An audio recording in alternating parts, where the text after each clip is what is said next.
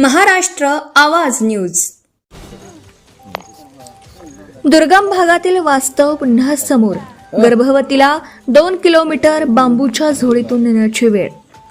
प्रशासन झोपेत, आदिवासींची फरफट सुरूच. 2026 मध्येही अशी वेळ. गर्भवतीचा बांबूच्या झोळीतून उपचारासाठी संघर्ष. नंदुरबार जिल्ह्यातील दुर्गम आदिवासी भागातील मूलभूत सुविधांचा प्रश्न पुन्हा एकदा ऐरणीवर आला आहे.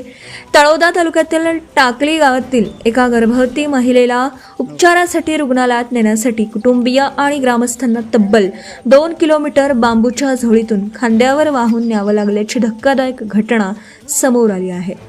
टाकळी गावाला आजही सर्व ऋतूंमध्ये वापरता येईल असा रस्ता उपलब्ध नसल्याने आणि निझरा नदीवरील पुलाचे काम अपूर्ण असल्यामुळे गावकऱ्यांना जीव मुठीत धरून प्रवास करावा लागत आहे.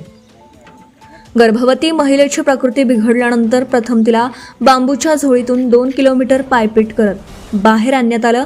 त्यानंतर तिला मालवाहू वाहनातून पुढे नेण्यात आलं आणि अखेरीस रुग्णवाहिकेच्या मदतीने रुग्णालयात दाखल करण्यात आले. सध्या संबंधित महिलेची प्रकृती स्थिर असून तिच्यावर रुग्णालयात उपचार सुरू आहेत.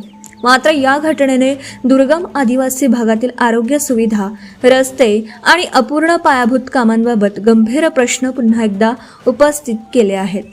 विकासाच्या गप्पा रंगत असताना दुसरीकडे एका गर्भवती महिलेला उपचारासाठी अशा अमानवीय परिस्थितीत प्रवास करावा लागणं ही व्यवस्था आणि प्रशासनासाठी चिंतनाची बाब ठरत आहे.